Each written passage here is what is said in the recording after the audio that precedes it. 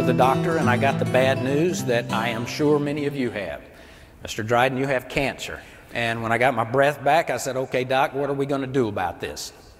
He said, you're going to go into surgery, you are going to lose a testicle, you're going to undergo 17 weeks of radiation treatments, and you're going to pray to God that we get it all.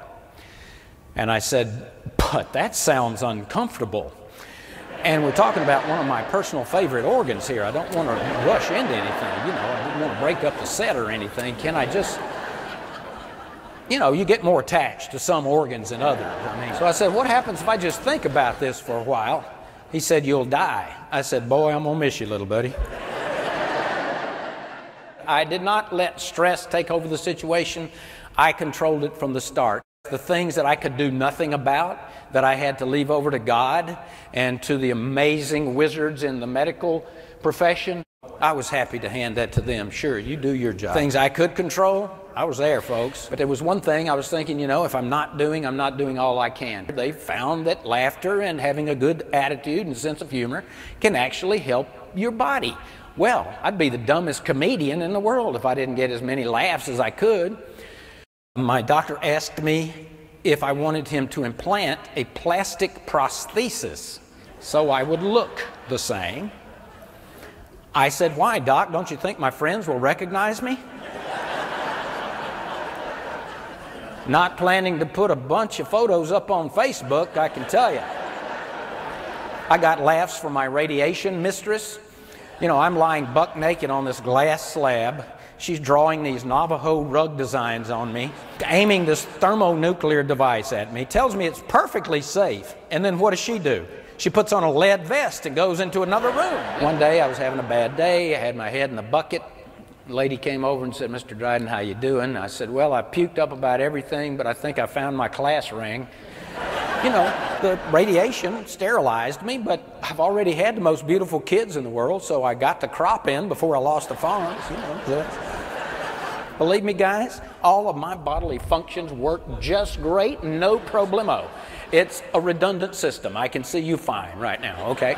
So I came back to the doctor and got those great words, Mr. Dryden, you are 100% clean and clear of cancer. And so I was feeling pretty good. And then 6 years ago, I had to change my prescription and my reading glasses, and I went to the optometrist, and this specialist sent me to a real specialist who specializes in real special stuff. He said, Mr. Dryden, I don't know how to tell you this, but you're one of only 6 out of 1 million people in North America every year who get a malignant melanoma on the back of your eyeball. I said, well, lucky me.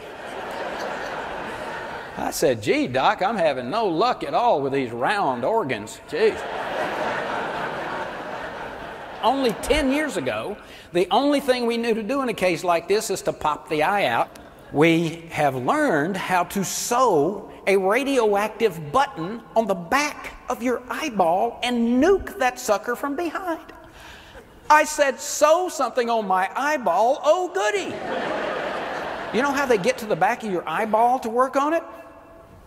They deaden the muscles around your eye, and then they just pull it all the way around until they find what they want to work on, which is gross, but very handy. It just beats the heck out of this, folks, I got to tell you. I was awake for this. Oh, yeah.